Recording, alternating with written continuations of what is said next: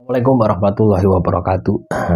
Jumpa lagi saudaraku, Ton Rabu ya, dimanapun Anda berada, menanggapi komentar saudara kita ya, Saudara Setio Widodo.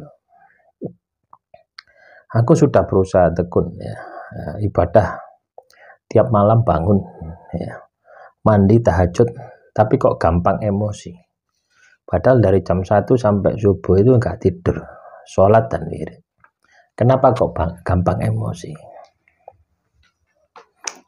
Berarti Anda ini tidak bisa menerapkan ya, dari hasil laku Anda. Ibadah Anda masih belum berkualitas. Itu sebenarnya pertanda gitu ya. Tanda ibadah Anda ini belum berkualitas. Nah, apalagi Anda ini sudah sholat tahajud ya. Sholat itu tanha anil fahsya'i wal munkar. Sholat itu bisa mencegah perbuatan keji dan mungkar. Salah satunya emosi ya. Itu Anda perlu telusuri. Kenapa kok Anda ini mudah bangkit emosi? Nah, Anda periksa dari makanan yang Anda makan. Kira-kira makanan yang Anda makan ini halal enggak? Ya. Halal bukan berarti jenis makanannya halal haramnya saja, tapi juga halal dari mana Anda mendapatkannya. Kira-kira halal enggak ya? Kira-kira mendapatkannya dengan cara yang baik atau tidak ya? Kalau katakanlah sudah halal ya, mendapatkannya halal, terus jenis makanannya juga halal ya, terus Anda periksa makanan ini unsurnya ya, apakah unsur hewani atau unsur non hewani gitu ya. Ini juga akan memberikan pengaruh. Kalau teman-teman nonton Rabu kebanyakan makan unsur hewani, maka ya jelas emosi Anda akan mudah bangkit, nafsu Anda akan mudah bangkit. Nah, itu dikurangi ya, atau dihilangkan sama sekali ya. Selama emosi Anda bangkit, jangan makan ya makanan yang mengandung daging, telur, madu. Nah, itu akan membantu Anda untuk mudah ya, supaya Anda ini tidak bangkit secara emosi. Caranya seperti itu. Jadi dari dalam juga kita lakukan, dari luar juga kita lakukan. Sebenarnya sholat, Anda malam berdoa, ya, zikir, tahajud dan sebagainya itu dari luar. Pengendalian emosi dari luar. Dari dalamnya ya tadi, Anda periksa pola makan Anda, jenis makanan yang Anda makan. Ya, paham ya dari sini. Nah, terus Anda juga bisa melakukan laku tirakat puasa. Jadi banyak faktor ya yang bisa Anda lakukan. Banyak cara, banyak faktor yang bisa Anda lakukan untuk bisa mengendalikan emosi Anda. Ya. Nah, kalau Anda katakanlah sudah wirid, sudah zikir, tapi emosi Anda masih bangkit, itu menunjukkan kualitas dari hasil dari ibadah Anda, tirakat Anda. Itu tidak ada. Hanya formalitas saja gitu ya. Kalau puasa itu seperti Anda hanya menahan lapar dan dahaga.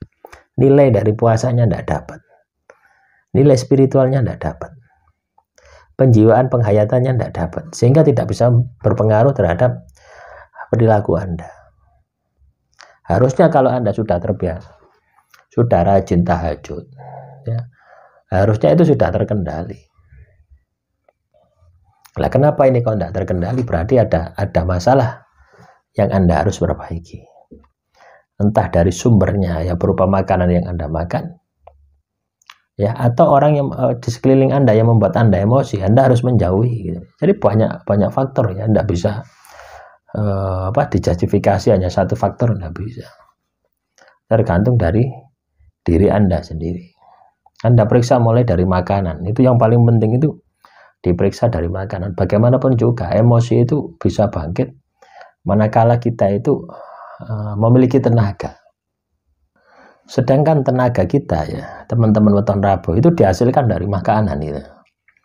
Jadi tenaga kita ini dihasilkan dari makanan. Terus ya kalau yang kita makan katakanlah kotor, yang kita makan ini tidak berkah, yang kita makan ini mengandung riba, yang kita makan ini mengandung penipuan misalnya, baik itu Anda sengaja maupun tidak ada sengaja, ini sedikit banyak juga akan berpengaruh terhadap diri Anda, kaitannya dengan emosi.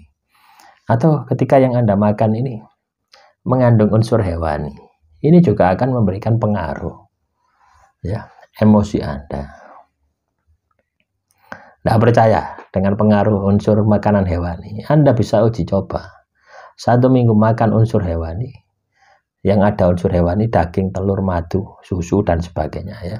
Segala macam jenis ikan laut, ikan air tawar, segala macam jenis daging, coba itu Anda makan selama 1 minggu. Makan salah satu saja, tidak usah dimakan kabeh. Makan salah satu saja ya, selama seminggu, jangan kasih putus. Nah, nanti selama 1 minggu berikutnya Anda makan buah-buahan, sayur-sayuran, tidak ada unsur hewaninya.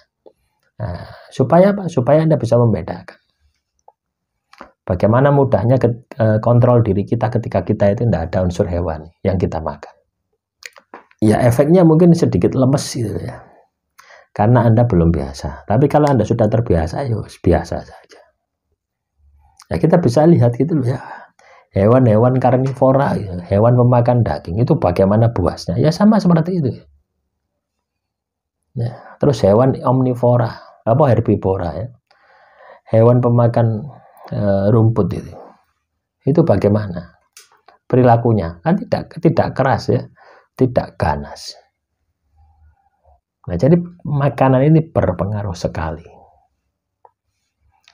ya, berpengaruh sekali terhadap watak perilaku kita.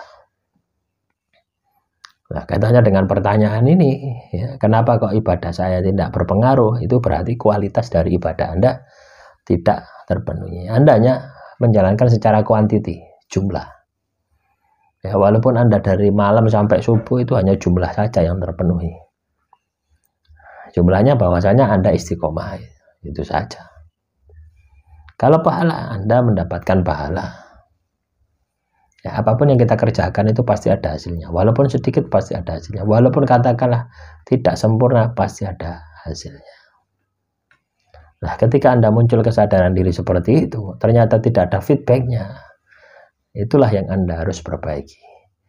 Penghayatan ya, penjiwaan serta kualitas dari laku yang Anda jalani ini harus ada kebatinannya. Ya, kebatinannya ini penghayatan penjiwaan itu. Baru ya dari laku Anda bisa Anda aplikasikan di dalam kehidupan Anda. Demikian motivasi kali ini, semoga bermanfaat. Assalamualaikum warahmatullahi wabarakatuh.